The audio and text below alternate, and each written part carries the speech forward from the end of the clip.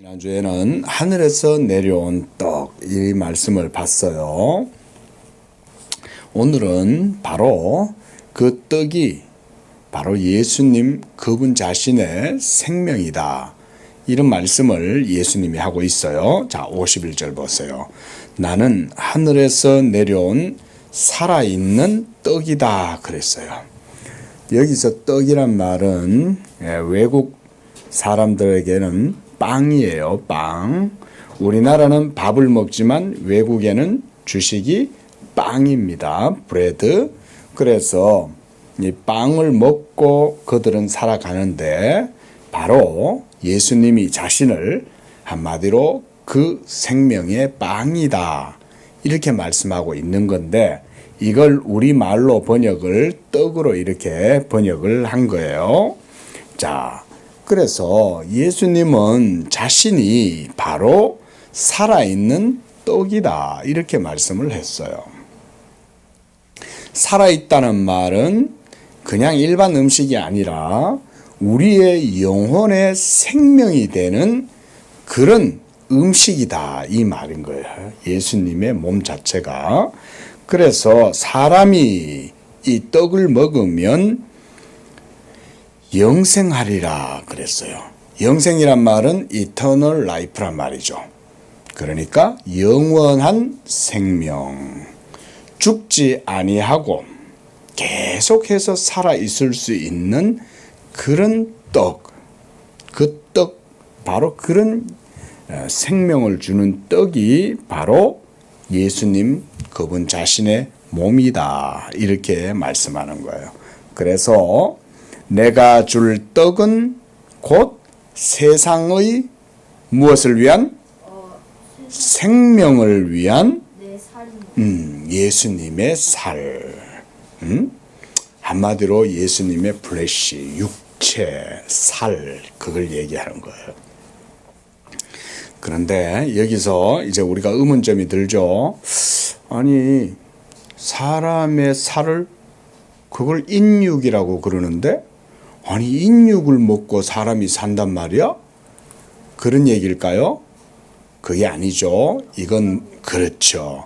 영적 생명을 얘기하는 거예요. 그런데 우리가 이 영적 생명을 얻으려면 어떻게 해야 하냐면 예수님이 자기 자신의 몸과 자기 자신의 피를 우리에게 주셔야만이 우리가 그것을 먹고 영적 생명을 얻을 수가 있는 거예요. 배가 고프면 눈도 어지러워지고 몸에 힘도 빠지고 아무것도 할 수 없지만 그러나 밥을 먹고 물을 마시면 어때요? 다시 눈이 밝아지고 다시 온 몸에 에너지가 넘치고 이렇게 되겠죠. 그것처럼 예수님 그분 자신의 몸과 그분 자신의 피가 바로 우리 영혼에게 있어서는 생명이 되는 말씀인 거예요. 그런데 이 예수님의 살과 피를 그러면 우리가 어떻게 먹고 마시냐?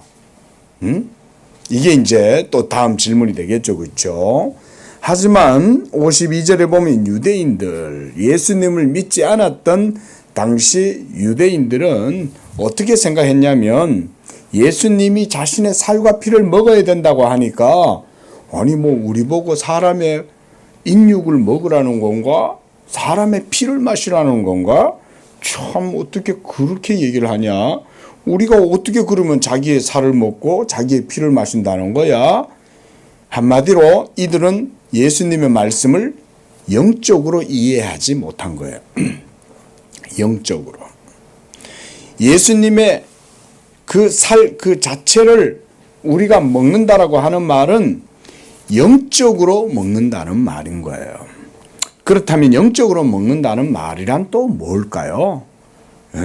어떻게 우리가 2000년 전에 십자가에 우리의 죄를 위하여 피 흘려 죽으시고 자기의 살을 찢으시고 그래서 그 모든 피를 흘려서 우리의 죄를 위해서 십자가에서 죽으신 그 예수님, 그분의 살과 그분의 피를 우리가 어떻게 먹고 마셔서 죽은 우리의 영혼이 다시 살아나게 될까?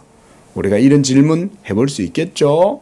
유대인들도 그게 궁금했던 거예요. 그래서 어찌 능히 자기 살을 우리에게 주어서 먹을 수 있도록 해주겠냐? 우리가 뭐 인육을 먹겠냐? 사람의 피를 마시겠냐? 그런 게 아닌 거죠. 그렇죠? 그래서 53절에 예수님은 인자의 살을 먹지 아니하고 인자의 피를 마시지 아니하면 너희 속에 생명이 없을 것이다 그랬어요. 그러니까 예수님은 분명히 우리에게 자기의 살과 피를 주시는 거예요. 예수님은 어디에서 주셨어요? 십자가에서 우리를 위해서 자기의 살과 피를 다 거기서 주신 거예요. 또 54절에 내 피를 먹고 내 살을 먹고 내 피를 마시는 자는 영생을 가졌고 마지막 날에 내가 그를 다시 살리리라. 이미 예수님을 믿는 사람 속에는 이 예수님의 살과 피가 생명으로 주어져 있어요. 우리 건우가 아직은 어리지만 어린 건우 속에도 예수님을 믿는 그 믿음이 있기 때문에 벌써 건우 속에는 예수님의 살과 피로 말미암는 생명이 있는 거예요. 그래서 마지막 날에 그 살과 피를 먹고 마신 자들은 다시 살리실 것이다. 이렇게 말씀하는 겁니다. 그래서 55절에 내 살은 참된 양식이요 내 피는 참된 음료다.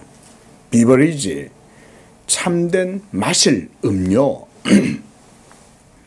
우리가 이렇게 떡을 먹으면 또 체하지 않도록 또 이 물을 마시고 또는 음료수를 마시든지 고대에는 포도주를 음료수로 마셨어요. 오늘날은 포도주를 술이라고 생각하지만 옛날에는 주스 이런 게 별로 없었어요. 왜냐하면 주스 같은 거 만들어 놓으면 오래 저장을 못하죠. 그렇죠? 그러니까 오래 음료로 물로 밥을 먹을 때 또는 식사를 할 때 이 포도주를 같이 마시려고 이렇게 포도주로 음료를 저장해서 만들었던 거예요. 그런데 예수님은 바로 이 포도주를 이 음료를 자기의 피에다가 비유하시고 자기의 살을 어디에다 비유하셨어요? 떡에다가 비유하신 거예요. 그래서 이 떡과 잔을 먹고 마시면 우리가 예수님의 살과 피를 먹는 것이다 라고 보여주신 것이 바로 뭐냐면 따라해 봅니다. 성찬. 성찬이란 우리가 성찬식을 교회에서 행하는 거예요. 그러면 그때 떡과 포도주를 함께 먹고 마시는 이 의식을 행하는 거예요. 그때 그 떡은 뭘 상징하는 것이다? 예수님의 몸. 또 그때 그 포도주는 무엇을 상징하는 것이다? 예수님의 피를 상징하는 것이다. 우리를 위하여 십자가에서 죽으시고 우리를 위하여 십자가에서 피 흘리신 그 살과 피, 이것을 우리가 성찬을 행함으로 어떻게 한다? 먹고 마시는 거예요. 그런데 바로 이 그리스도의 영적 생명의 떡과 이 생명의 음료를 우리가 먹고 마신다는 것은 단순히 이 성찬식에 참여해서 그거를 행한다 이 정도의 의미가 아니라 우리가 예수님의 그 죽으심과 다시 살아나심을 믿음으로 따라합니다. 믿음으로 먹고 마신다. 믿음이 없으면 영적인 예수님의 살과 피를 우리가 먹고 마실 수가 없어요. 성찬식을 행하면 되잖아요. 아니요. 성찬식을 믿음 없이 행한다면 성찬식 그 자체는 우리에게 아무런 생명이 되거나 효력이 없어요. 우리가 예수님을 믿을 때라야 예수님이 2000년 전에 십자가에서 죽으시고 피 흘리시고 찢으신 그 살과 피를 우리가 믿음으로 먹고 믿음으로 마시는 거예요. 바로 이것이 예수님이 오늘 우리들에게 주시는 교훈이에요. 그래서 이 58절에 보니까 이것은 하늘에서 내려온 떡이니 그랬어요. 하늘에서 내려온 떡, 생명의 떡, 바로 예수님, 그분이 십자가에서 우리를 위하여 자신의 살과 피를 주셨어요. 어디서? 십자가에서. 무엇을? 예수님의 피를 십자가에서 주실 때 어떻게 주신 거예요? 십자가에서 못 박혀 찢으시고, 자기의 살이 못에 박히니까 찢겨지겠죠. 또 피를 흘리겠죠. 그러면 그 찢기고 흘린 그 피가 바로 우리를 위한 생명의 떡이고 생명의 음료수인 거예요. 그러면 우리가 이제 그 떡과 그 잔을 어떻게 먹고 마셔요? 그 예수님을 어떻게 할 때? 믿을 때. 이것이 영적인 의미예요. 예수를 믿으면 예수님의 그 십자가에서 찢으신 살과 거기에서 흘리신 그 피를 우리가 믿음으로 먹고 마셔서 그 믿음으로 우리가 영생을 얻게 되는 것입니다.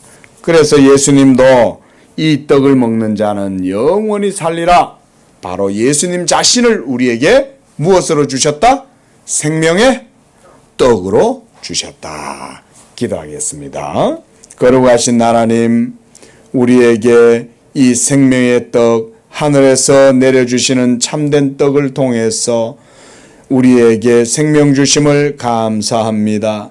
이제 2000년 전 십자가에 못 박혀 죽으신 그 예수님을 믿는 자들은 누구든지 예수님이 주신 생명의 떡과 생명의 음료수를 먹고 마심으로 영생을 누린다고 했습니다. 이 영적 생명이 이제 예수 그리스도를 믿을 때에 우리에게 주어지니 하나님, 우리가 늘 믿음으로 예수님의 생명의 떡과 생명의 음료수를 먹고 마시고 하나님 앞에서 영생을 얻는 그런 백성 되게 도와주시옵소서. 예수님의 이름으로 기도합니다. 아멘.